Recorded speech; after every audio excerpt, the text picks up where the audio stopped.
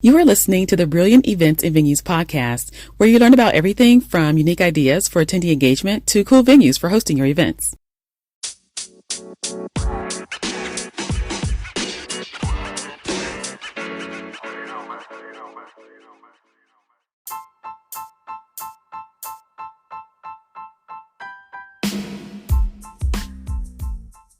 Thank you for tuning in to episode 3 of the Brilliant Events and Venues podcast. My name is Shantae and I'm the project manager for Scavenger.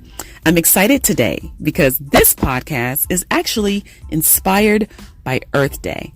So I did a little bit of research and I'm going to share that research with you. And before I get to that, I have an interesting fact about Earth Day I'm going to share. So one is that Earth Day was actually founded by a man named Gaylord Nelson. And the first Earth Day was celebrated in 1970. So way to go, Gaylord, for introducing Earth Day. And I'm glad that it's continuing because it's creating awareness about the environment, which I think is a good thing. So today I'm going to share some information with you about the impact that the meetings and conventions industry is having on the planet. Keeping Earth Day in mind. Again, this is Earth Day inspired. I'm also going to share with you why you should consider going green with your events. And then finally, I'm going to share some ways that you can make your events more sustainable, but then also more engaging at the same time. So what is the impact that the meetings and conventions industry is having on the planet?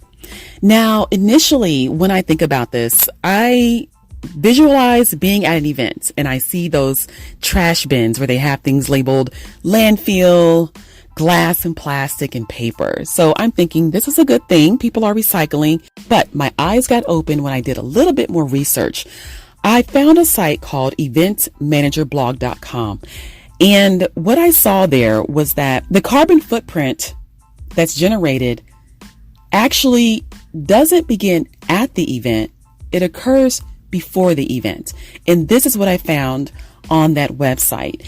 And this is because you have to take into consideration travel. A lot of us are traveling by air when we're going to these events. So some of that cannot be helped, but some of it can. And I do have some ideas that will help out with the travel aspect on that.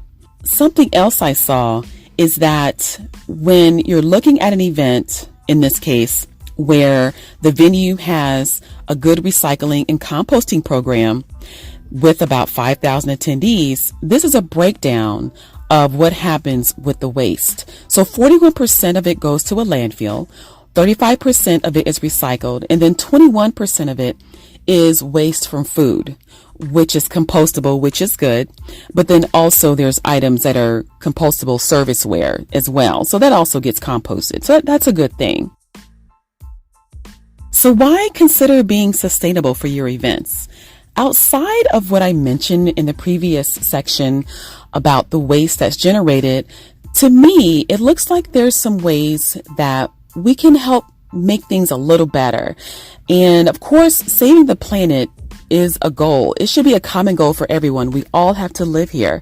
But something that I'm sure event planners and other event professionals will be interested in is increasing your revenue. If you can be sustainable and increase your revenue, I think that's a good thing. So for example, if you are offering live streaming of certain breakout sessions for your events, for example, if there's a need for your attendees to have continuing education credits, then that's an opportunity to make money, increase your revenue, because you can charge pay-per-view for those sessions. So if you have them broken out separately, you can charge the attendees that are not actually flying and traveling to the location or to the venue. They can view it right from their home or office, but they're paying to essentially attend it virtually. And what that does is it could increase your attendee engagement because now you're opening up your event to attendees that need the information, but otherwise would not be able to attend physically. Let's explore ways to make your event sustainable and engaging. Host your events at venues that have a sustainability program. Something else you could do is recycle. Encourage that amongst your vendors and also your exhibitors. Have reusable signage. Use that throughout the venue and also in the exhibit hall. Reusable signage can be enhanced by integrating technology such as QR codes or NFC. And what that does is it turns your reusable signs into interactive signage. Now, interactive signage can be very effective in making your event sustainable, but now also very engaging, especially if you have it in the exhibit hall. Some benefits of having interactive signage is that it drives attendee engagement. You can make it so that your attendees earn points for visiting exhibitors. You can also drive traffic to the trade show floor, to your sponsors, or to other important parts of the venue that you want your attendees to engage in for your event. You can also integrate the interactive signage with your event app. There is so much that can be done with interactive signage. I just get really excited. So I'm actually going to pause it there and we're going to continue on with the focus of being sustainable and going green. So finally, once you've implemented these things, share what you've done through photos and videos on social media. You will definitely be an inspiration to others.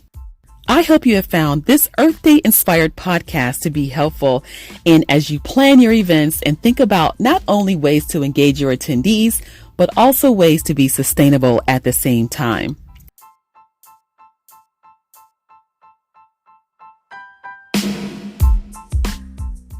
Increase attendee engagement at your events using Scavenger's game-based mechanics. Learn more at scavengerhunt.biz.